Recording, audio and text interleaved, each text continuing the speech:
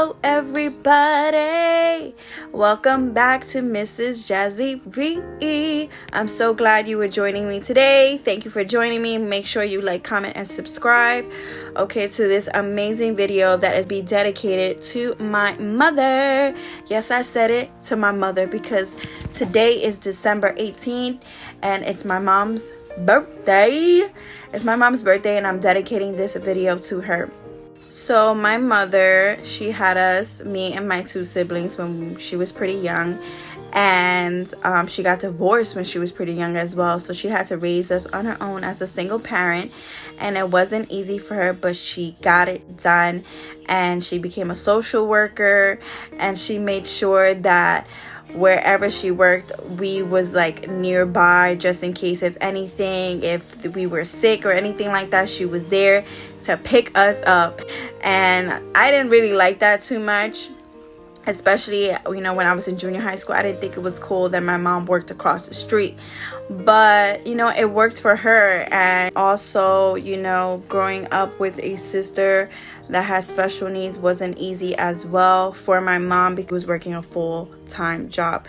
But my mom got it done and she looked fabulous in between. Let me tell you about my mom and her fashion. Okay, are you ready? So yeah, my mom always made sure she had her makeup done. She always had her hair done.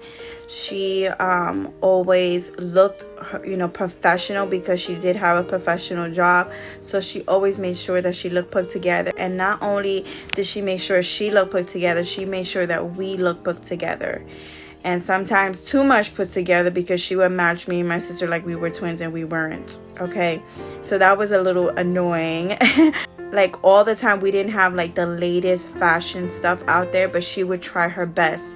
Like if I wanted Tim's, she would try to get me Tim's. You make sure that we was up with the culture. Another thing that my mom did while she was taking care of us, making sure my sister was good with her education, make sure we were good. Got her license when we were kids, and she ended up driving around in a hoopty that we weren't too crazy about, but it got us to point A to point B. And we were able to go to shop in New Jersey, go to the big malls, you know, stuff like that. So that was pretty cool. And another thing that she did when we were smaller is that she tried to go to college. I said try because she ended up dropping out because it was just too much for her studying wise and, you know, taking care of us and having a full-time job. But she tried it and she tried her best. But let me say this, she still completed it. Went back to college and she has a master's in social work. So give a clap to my mom because she got it done. Okay, and another thing that she did when we were kids was she loved dancing in high school. She couldn't fulfill it obviously when she was an adult because she had 3 kids, she had a full-time job and everything else, but she did dance classes for kids at the church. And then at one point she did professional classes for herself to just perform, and she did an amazing job. She was one of the oldest people in the class, but she did it. She didn't care that she was one of the oldest people in the class. She paid for it and she got it done with professionals that work on Broadway now. And I'm gonna say this, I was a little bit embarrassed that my mom was the oldest one in the class doing dancing and things like that, but when I saw her perform, I was so proud of her. I was like, that's my mom, that's my mom. And everybody would, you know, go up to her afterwards like, wow, you're such an inspiration. You know, the fact that you're still dancing, it brought encouragement to them, and it brought encouragement to myself. And I didn't know all the sacrifices that she had to make when I was a kid, because I was a kid, you know, and I didn't understand why she was so rough and tough with us at times, but she had to play both parents, and that's what comes with being both parents. So a lot of times I would cry because I felt like my mom was too rough with us. But I am a parent, I understand, and I see, you know, the things that I do with my kids. I'm like, OMG, I'm just like my mom was with us, like when I was a kid. Oh my gosh. And I just like can't believe it. I'm like, oh wow, because I have a lot of my mom in myself, and I sometimes I can't believe it. But She raised us to be strong. She raised us to be independent.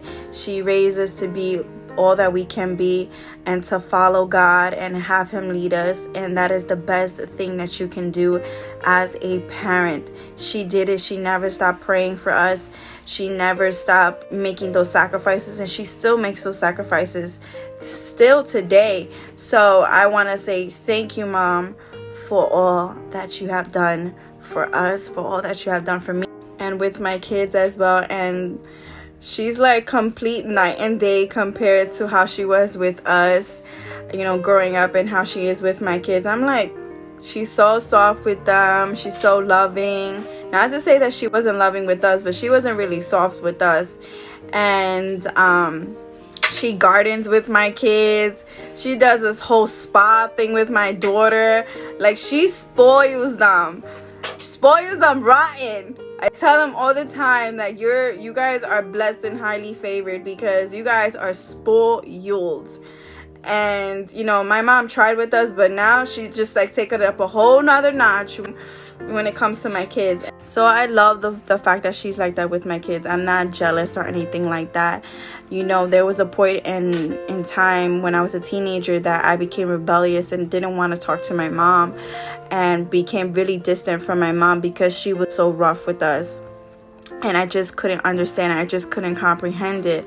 And every time I wanted to ask her questions or whatever, I felt like I couldn't, because I felt like the answer will always be, no, you're a child, I'm an adult, and that's it. That is it. And so that became very hard for me.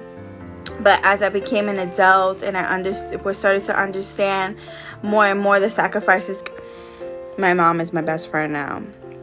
And everything's in God's timing, and I appreciate her so much, and I understand everything she had to do for us, because I'm an adult now, I'm a mom now, so I get it all. And every time if there's a chance I could help her in any way, I always tell her, I'm here for you.